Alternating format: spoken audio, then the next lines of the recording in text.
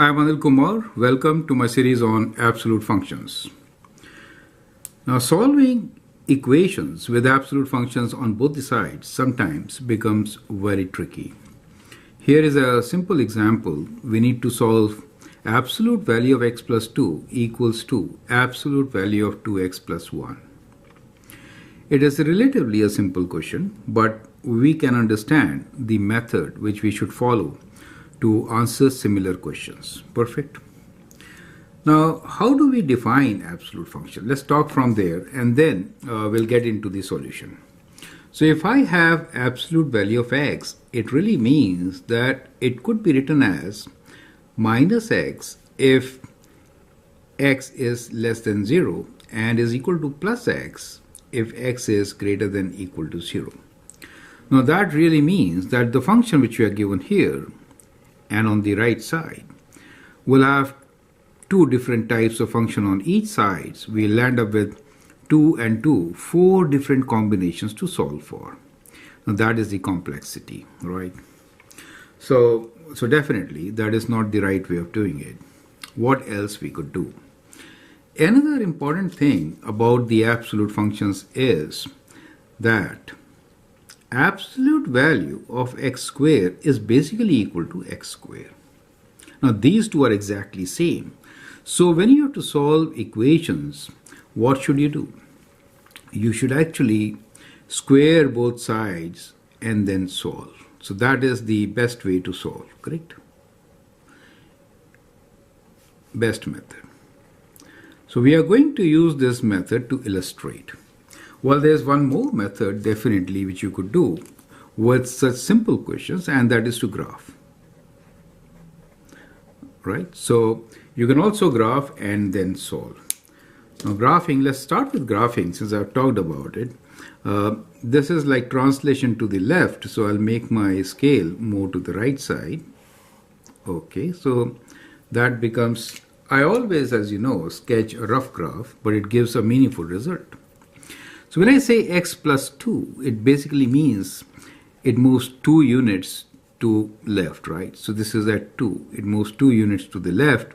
If x is 0, we get a value of 2, right? So I could actually sketch a graph which goes like this. Okay. Let's say this point is 2. Okay. So that is my graph, which is absolute value of x plus 2. Now, okay. Now the other graph, which is absolute value of 2x plus 1, that means it has moved half unit left, right? So it has just moved half unit left, and then it is vertically stretched, you see, by a factor of 2. So it's steeper than this.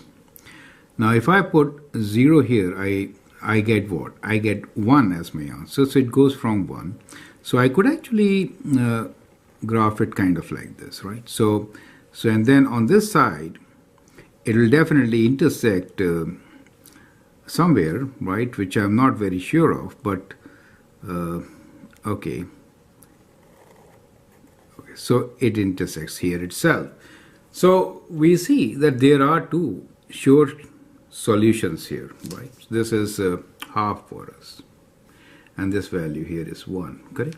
So we kind of get an estimate of our answer from a rough sketch. But for this particular question, you could get exact value also, right? So if you have an accurate graph,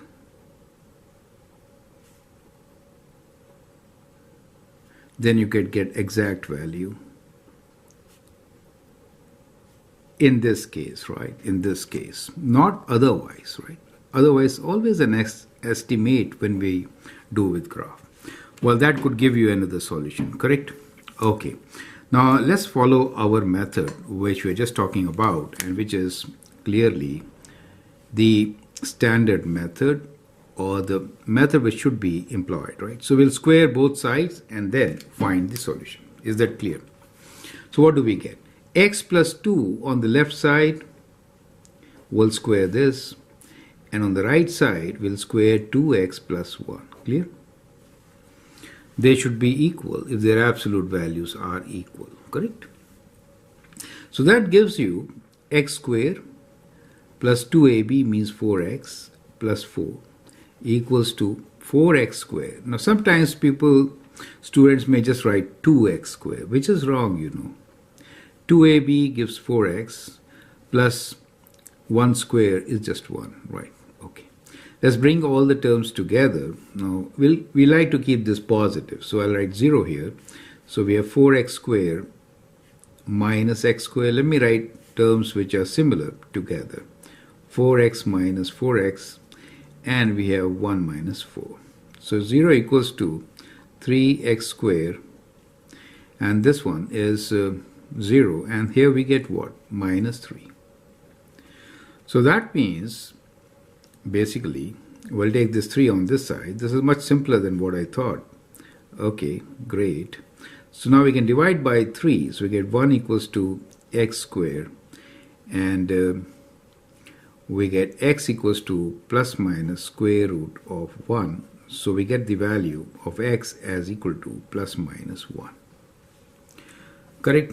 So that becomes the solution for us, and we say, well, this equation is true for x equal to plus or minus 1. Right? So that is how we find solution of the equation. However, this particular method of squaring both sides is critical to understand. Perfect. So I hope that is absolutely clear. You can actually check your result. So if I write x equals to, let's say, plus 1, then the left side and the right side are what? For x equals to 1, I get 1 plus 2 absolute value, which is indeed equal to 3. For the right side, it is 2 times 1 plus 1, which is also equal to 3. Correct? Now if I want to check for x equals to minus 1, I get minus 1 plus 2 absolute value, which is equal to, in this case, 1, correct? 2 minus 1. On the right side, 2 times minus 1 plus 1 absolute value, which is absolute value of minus 1, which is also equal to 1. So you see that both are correct values. So it does work. So this is the best method to solve for absolute function equations when you have absolute functions on both the sides. I hope that is absolutely clear. Feel free to write your comment, share your views, and if you like and subscribe to my videos, that'd be great. Thanks for watching and all the best.